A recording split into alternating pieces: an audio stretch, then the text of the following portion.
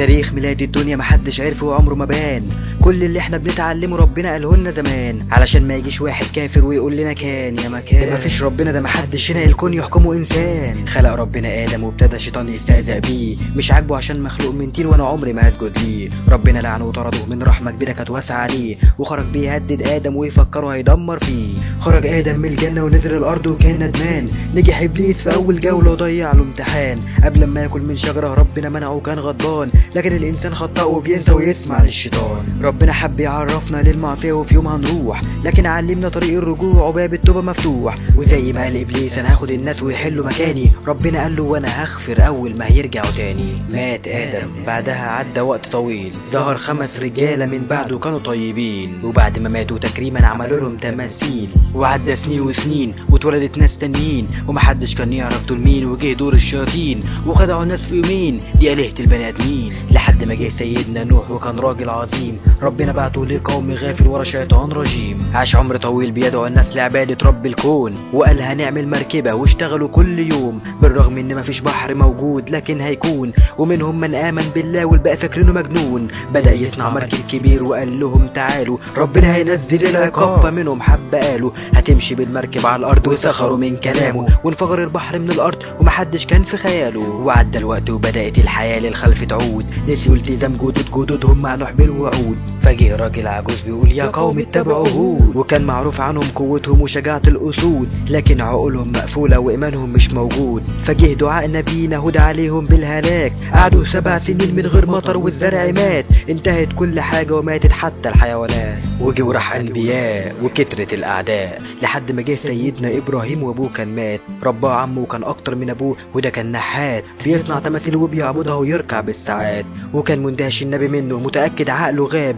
ازاي يعبد حجارة وفاكر انها تقبل دعاء. بدأ يقول لابوه وقومه انتم مضللين، اعبدوا رب العباد ده كان اهاليكم مخدوعين، ارجعوا لله وتوبوا هتكونوا امنين. طردوه محدش فهمه وكانوا غضبانين. وجه يوم كان في حفلة في وقت من الاوقات، فرح سيدنا ابراهيم المعبد من سكات، محدش كان شايفه ولا حد كان موجود منهم، كسر كل التماثيل وساب واحد حب يعلمهم. وبعد ما رجعوا شافوا اكيد ابراهيم بسرعه جابوه، قالوا له بنحطم معبدنا، راح شاور اهو سالوه، قالوا له ما بيتكلمش، فقالوا بتعبدوه. فعملوا حفره كبيره ارموه فيها واحرقوه، وبامر ربنا للنار ما اذتش ابراهيم، خرج منها بيسبح سبحان ربي العظيم. ومرت السنين وجه يوسف كان طفل جميل، وعنده 11 اخ اللي بيحقدوا والباقي بيغير. وكان ابوه يعقوب بيحبه عن اخواته الكتير، شكله وطبعه واخلاقه ده غير عقله الكبير. وفي يوم جه يوسف بيقول له انا شفت في المنام 11 كوكب كانوا ساجدين لي وشمس وقمر كمان. قال له ما تقولش لاخواتك كرههم ليك هيزيد. وعرف يعقوب من رؤية يوسف انه نبي جديد. بعدها اخواته قالوا له تعالى انت هتلعب معانا. يعقوب قال لهم لا، قالوا له ما تخافش اعتبره امانه. قال لهم يديبها ياكلوا، قالوا له ده برضو اخونا واكيد هنخاف عليه ولو حصل له حاجه عاقبونا. خدوا في مكان بعيد وخططوا تخطيط كتير، ومفيش قدامهم غير فكره واحده يرموه في البير. ورجعوا يعيطوا الديب كلوا وجابوا له قميص وغرقوه بدم الخروف علشان كتبهم يعيش. ولان تخطيط ربنا فوق كل البني ادمين، كان في كام واحد ماشيين في الصحراء كانوا عطشانين، فراحوا للزير بيمدوا وشدوا الحبل من الجنبين. طلع يوسف واتفاجئوا مفيش في جماله على الارض 2. فضل معاهم بعد ما وصلوا بعول اكبر امير، وكان وقتها يعقوب حزين وعاش مستني كتير. كبر يوسف وبعد سنين بقى حاكم كبير، وعرف يعقوب وولاده انه عايش موجود وبخير. راحت امه وابوه 11 اخ وسجدوا تحيه، رؤيه شمس وقمر و11 كوكب كانت حقيقيه. سبحان الله الدنيا تلف وترجع زي ما هي، فيها شر وخير بيحاربوا لكن ماشيه بنظام وعاديه. مهما كان اختيار الشر نابع من القلوب،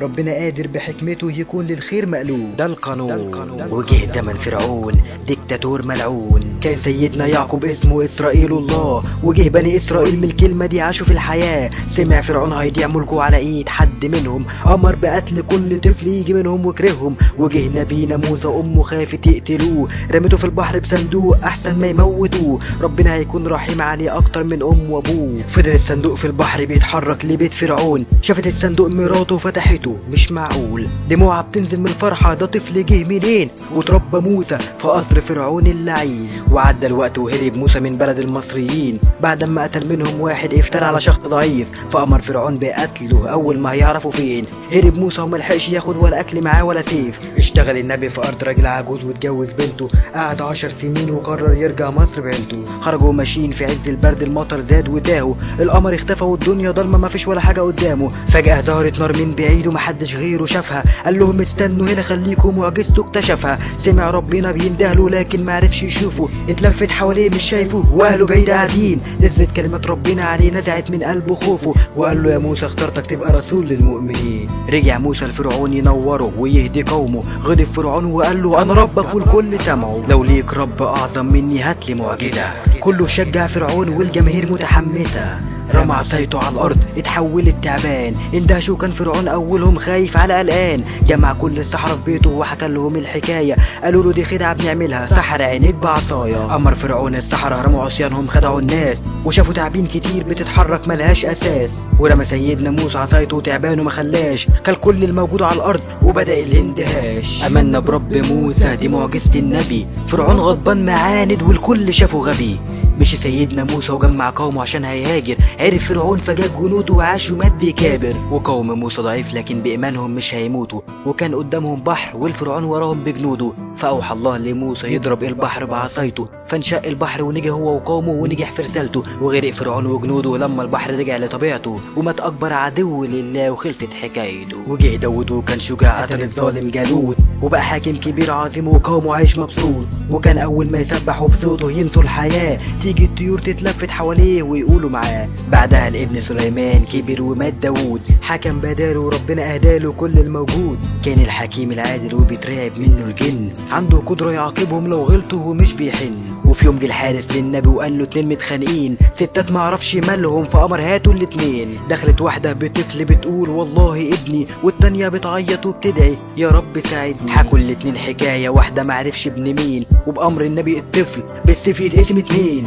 ام الطفل قالت له لا مش ابني دي امه هي، انا متنازله عنه هي دي كانت الحقيقيه. امر سليمان الحكيم خد الطفل ليها، انا اختبرت فيهم قلب الام وبان عليها. وقف جنوده بيقولوا ربنا هو اللي شاء الطفل يرجع لامه بحكمه انبياء. وجه وقت الحروب وجيشه كان من المعجزات، بيجمع بين انس وجن وطيور وحيوانات. وفي يوم من الايام كان ماشي النبي بجيشه وجنوده، وكان دايما اولهم في الحرب واخر اللي يعودوا. فسمع على الارض نمله بتزعق وتقول هتموتوا يا نمل ارجعوا لبيوتكم جنود النبي حطموكوا. ضحك نبينا وطمنها ومشي وخلى باله، وحمد ربنا والشكر وعن النعمه اللي اداهاله. سنين وجه ايوب ربنا رزقه بالخير والمال، وكان دايما شاكر ربه على نعمه وراحه البال. فجاه مات ولاده وانت ماله وادي الحياه، تعب وراحت صحته وما راحش ايمانه بالله. وجه يونس بدعوته لقوم كان جبار، محدش صدقه ابليس حقق انتصار. يئس وخد قرار لوحده وراح ركب السفينه، وبعد ما رجعوا ندمانين كان هاجر المدينه.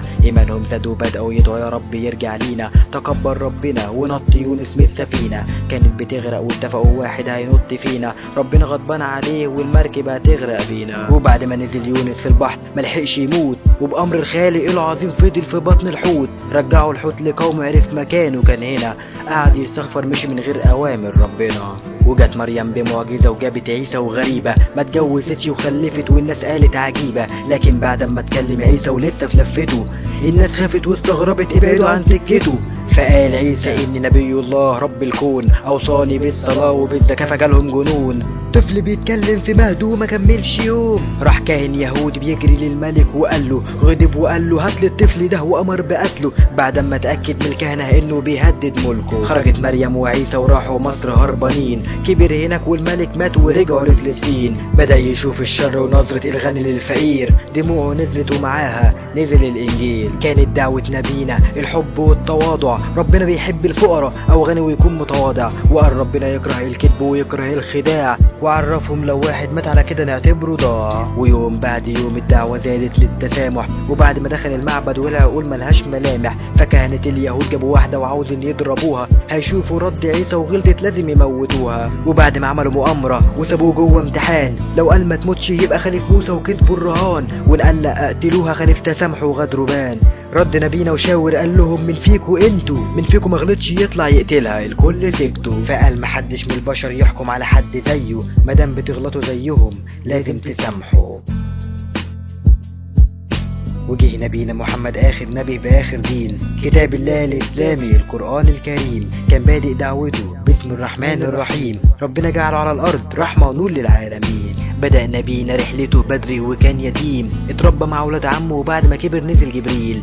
قال له انت نبي الله بدعوة رب عليم. وعاش محمد يدعو الناس وسلم جيل لجيل، وانتشر دين الله وزاد عداوة الكفار. قرروا هيقتلوه وعمر ما شاءت الأقدار. كان معروف نبينا باسمه صادق الأمين، وكل ما الناس بتحبه بيزيدوا الحاقدين. وكانت دعوة محمد لينا بأخلاقه العظيمة، علمنا ازاي نتعامل وبأدب من غير شتيمة، علمنا ازاي نسامح واتكلم عن كل حاجة، عرفنا هيفضل ناس في الدنيا فقيرة دايما محتاجة، فهمنا هيفضل في أعداء للدين ليوم القيامة، وجهنا نتوب ونرجع لله ونسيب علامة، وغيرنا هيجي يتعلم منا وهناخد ثواب، ولو بعدنا عن ربنا هنقول أكبر عقاب.